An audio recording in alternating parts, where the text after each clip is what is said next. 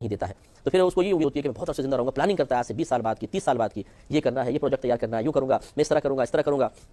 جب ملک الموت علیہ السلام تشریف لاتے ہیں تو بس آپ سیٹھ جی کو فکر تھی ایک ایک کے 10 کیجئے، موت آ پہنچی کہ صاحب جان واپس کیجئے. تو ملک الموت علیہ السلام آنے کے بعد پھر ایک لمحہ مہلت نہیں دیتے. اربوں خربوں جمع کرنے والا جس نے فراڈ کے ذریعے، جھوٹ کے ذریعے، دل آزاریوں کے ذریعے دوسروں کو ذلت میں مبتلا کر کے اس نے پیسہ کمایا، اس وبال کے ساتھ قبر میں چلا جاتا ہے. لوگ دیکھتے ہیں بڑا شاندار جنازہ ہے اور بڑی پبلک ہے، لیکن آپ نہیں سمجھ پائیں گے کہ کتنا بڑا اس کے لیے وبال ہوتا ہے.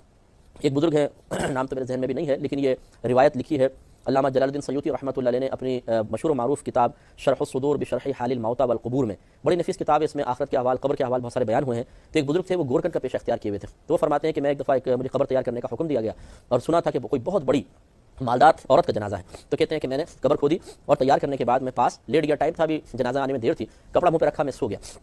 تو میں نے خواب میں دیکھا کہ جو میں نے قبر کھودی تھی اس کا پڑوسی جو مردہ تھا وہ مجھے کہہ رہا تھا کہ خدا کے واسطے یہ جو جنازہ آ رہا ہے نا، اس کو یہاں دفن نہ ہونے دینا، یہ آگ ہے جو ہمیں بھی تکلیف دے گی، اس کو یہاں سے کسی طرح دور کر دو.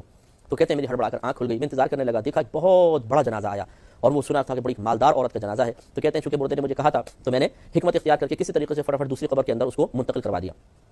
پھر میں لیٹا، مجھے غنود کی طاری ہوئی تو اس مردے نے میرا شکریہ ادا کیا اور کہا کہ ایک وہ جنازہ آ رہا ہے، اسے یہاں پر دفنا دینا. میری آنکھ کھلی تو میں نے دیکھا کہ ایک جنازہ ہے جس میں صرف 4 ہی افراد ہیں اور کوئی اس کے ساتھ نہیں، غریب کوئی آدمی تھا اور بتایا گیا کہ یہ غریب مسافر تھا، ہمارے ادھر آ کے اس کا انتقال ہو گیا تھا. تو ہم نے اس کے سب چندہ کر کے تجہیز و تکفین کا اہتمام کیا اور اس کو لے کر آ رہے ہیں. وہ تھا نیک، تو اس کو پھر فرماتے ہیں میں نے اس قبر میں دفنایا.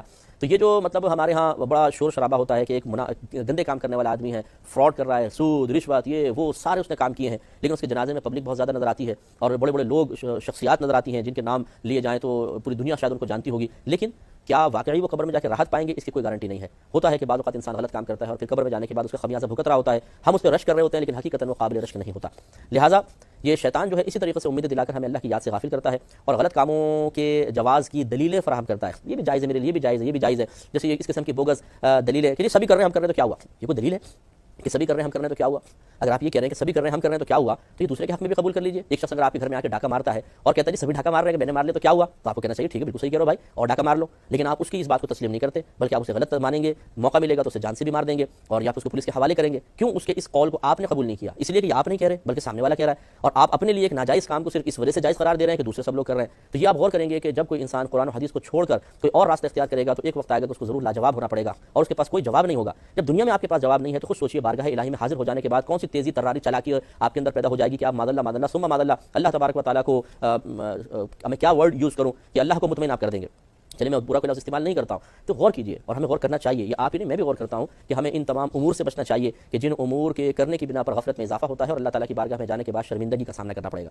سبحان اللہ و بحمدہ، سبحان اللہ.